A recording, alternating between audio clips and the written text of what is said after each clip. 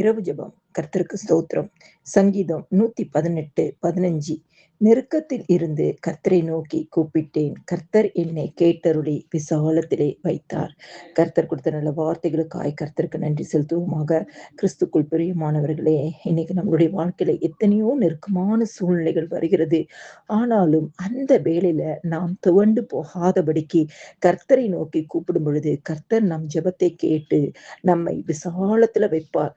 நெருக்கத்தில் இருந்தாலும் தாவீது கர்த்தரை நோக்கி கூப்பிட்டானாம். அவன் எல்லா சூழ்நிலையும் மனிதர்களை நோக்கி பார்க்காமல் கர்த்தரை மாத்திரமே நோக்கி பார்த்தானாம். எதிர்காலத்தை குறித்த பயம் இருந்தது, வேதனைகள் இருந்தது, நெருக்கப்பட்ட சூழ்நிலைகள். ஆனாலும் கர்த்தரையே நோக்கி இருந்தாராம். சங்கீதம் 50:15 சொல்லுகிறது, ஆபத்து காலத்தில் என்னை நோக்கி கூப்பிடு, நான் உன்னை விடுவிப்பேன் என்று சொல்லி கர்த்தர் வாக்கு பண்ணுகிறார்.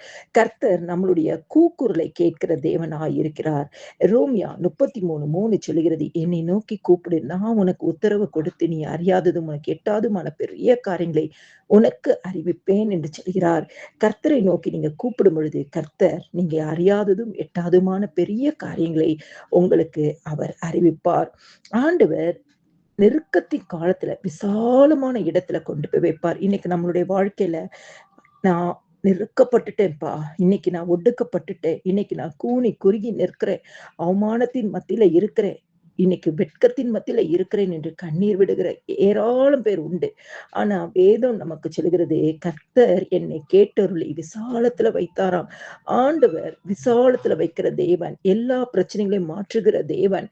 இன்று எந்த நெருக்கத்துல இருந்தாலும் அது நமக்கு முடிவல்ல. தேவன் சூழ்நிலையை மாற்ற வல்லவர். யோசேப்பு சிறைச்சாலையில இருந்தான். ஆனால் தேவன் ஏற்ற வேளையில யோசேப்பை உயர்த்தினாராம்.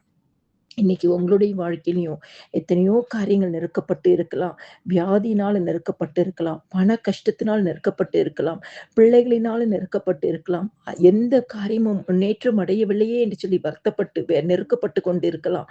ஆனால் ஆண்டவர் இந்த நாளிலும் நெருக்கத்திலிருந்து நீங்க இயேசு கிறிஸ்துவை கூப்பிடும் பொழுது அவர் உங்களுடைய சத்தத்தை கேட்டு உங்களை விசாலமாய் வைப்பாராம். கிறிஸ்துவுக்குள் பிரியமானவர்களே, நெருக்கம் நமக்கு நிரந்தரமானது அல்ல, கண்ணீர் நிரந்தரமானது அல்ல, பிரச்சனை நிரந்தரமானது அல்ல. இதற்கெல்லாம் ஒரே வழி நம்முடைய ஆண்டவராகிய இயேசு கிறிஸ்துவை நெருக்கத்திலிருந்து கூப்பிடுங்க. கர்த்தர் உங்கள் சத்தத்தை கேட்பார், உங்களை விசாலத்துல வைப்பார்.